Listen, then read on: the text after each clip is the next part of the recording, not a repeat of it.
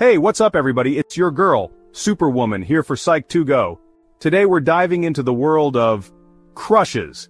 Did you know 70% of people have had a crush on a coworker, but not all crushes are created equal. Some can be fun and harmless, giving you those butterflies and making you feel all warm and fuzzy inside. So if you're ready to decode those mixed signals and understand what's really going on with your crush, buckle up, because we're about to break down 7 types of unhealthy crushes you need to avoid. Alright, let's get real for a hot second. We've all been there. You're at work just trying to power through those spreadsheets and BAM! You lock eyes with that cute colleague from across the room. Suddenly those boring reports don't seem so bad anymore, do they? You start finding excuses to walk past their desk, maybe steal a few more glances during meetings, and boom! You've got it bad, a full-blown office crush. Now don't get me wrong, workplace romances happen all the time, and some even turn into those adorable "we met at work and now we're married with kids" stories. But, and this is a big but, things can get complicated real quick when those office sparks turn into a full-blown fire. First off, think about the power dynamics. Is one of you in a position of authority? Mixing work and pleasure like that can lead to a whole heap of HR issues, faster than you can say sexual harassment lawsuit. Then there's the whole, what if it doesn't work out scenario? Imagine having to see your ex every single day at work. Awkward? Much? Yeah, not exactly the best environment for moving on. Look, I'm not saying you should avoid your cute coworker like the plague, but proceed with caution, my friend. Keep it professional, set boundaries, and maybe, just maybe, save those romantic rendezvous for outside the office walls. Okay, next up we're tackling a tricky one, the friend crush. You know the feeling? You've got this amazing friend. They're funny, supportive, and always down for a good time. You love hanging out with them, and then, BAM! It hits you. You want to be more than just friends. Suddenly you're noticing things you never did before. The way their eyes crinkle when they laugh, how their touch lingers a little longer than usual. You start analyzing every text, overthinking every interaction, and driving yourself crazy wondering, do they feel the same way? Here's the thing about friend crushes, they can be the best and the worst. The good? If those feelings are reciprocated, you've already got a strong foundation built on friendship and trust. But what if they don't feel the same way? Confessing your feelings could change the entire dynamic of your friendship, and not always for the better. You risk rejection, awkwardness, and potentially even losing a valuable friendship. Sometimes it's better to cherish the friendship you have, and let those romantic feelings fade.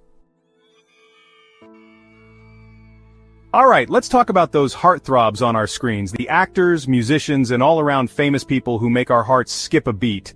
Having a celebrity crush is practically a rite of passage. I mean, who hasn't daydreamed about going on a romantic date with their favorite celeb? It's harmless fun, right? Well, for the most part, yes. But it's important to remember that these crushes are often based on carefully crafted public personas.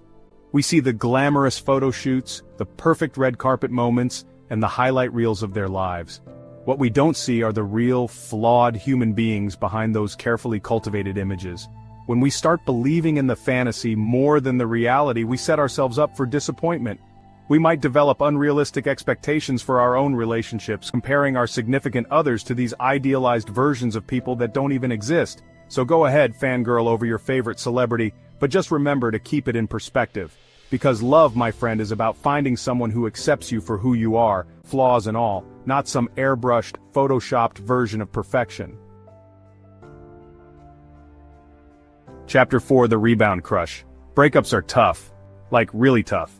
You're hurting, you're vulnerable, and all you want is to feel good again. Enter the rebound crush, that sudden, intense infatuation that pops up right after a relationship ends. It's like your heart's way of saying, hey look! Shiny new object over there, don't worry about that messy breakup, here's someone new to distract you. And trust me, I get it, those butterflies and heart-fluttering moments can be super tempting, especially when you're feeling down. But here's the thing about rebound crushes. They're often more about avoiding pain than finding genuine connection. You're not really over your ex, you're just trying to fill the void they left behind. Think of it like putting a band-aid on a broken bone. It might cover up the problem temporarily, but it's not going to fix it.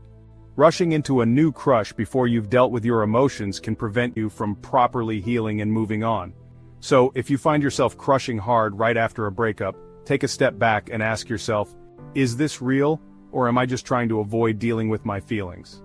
It's okay to take time for yourself, to heal, and to figure out what you really want before jumping into something new.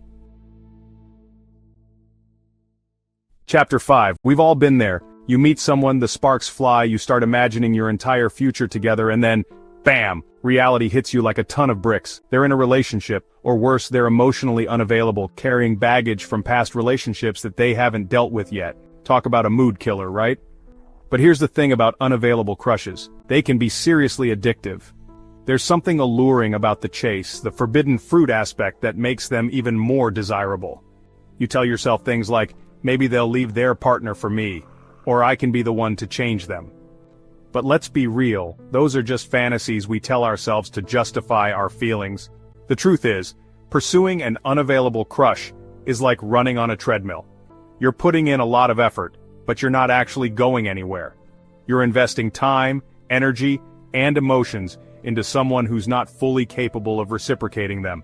And that, my friend, is a recipe for heartache.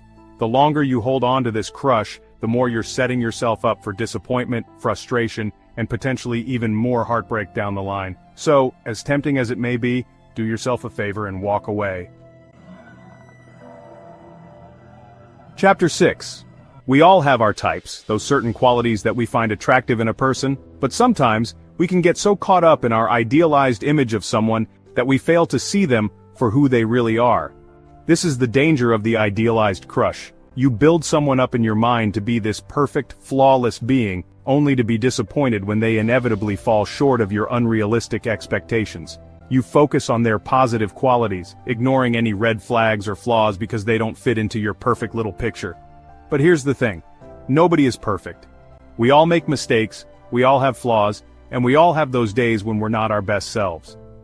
Idealizing someone sets them up for failure and sets you up for disappointment. So instead of putting your crush on a pedestal, try to see them as the complex, flawed human being they are. Embrace their imperfections, celebrate their quirks, and appreciate them for who they truly are, not who you want them to be. Remember, real love is about accepting someone for all that they are, flaws and all. Chapter 7. In the age of social media and dating apps, it's easier than ever to develop crushes on people we've never even met in person. We connect through witty banter, shared interests, and carefully curated online personas. But here's the thing about online crushes. It's easy to project our own fantasies and desires onto someone when we only know them through a screen. We create an image of them in our minds based on limited information, filling in the blanks with our own assumptions. And that, my friend, can be a recipe for disaster. The problem with online crushes is that they often lack the foundation of real-life interaction.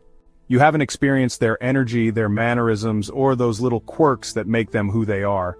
You're essentially falling for a carefully constructed version of themselves, not the actual person behind the screen. So, while it's totally fine to connect with people online, just remember to keep your expectations in check. True chemistry can't be replicated through a screen. It requires face-to-face interaction, shared experiences, and a deeper understanding. So, there you have it, folks. 7 types of unhealthy crushes to avoid. Remember, crushes can be fun and exciting, but it's important to be aware of the potential pitfalls so you can protect your heart and your sanity. Understanding yourself, your needs, and what you're looking for in a relationship is key to developing healthy crushes and forming fulfilling connections. Now, I want to hear from you. Have you ever experienced any of these types of crushes?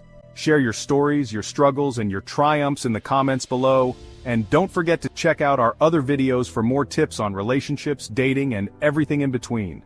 Until next time, stay awesome.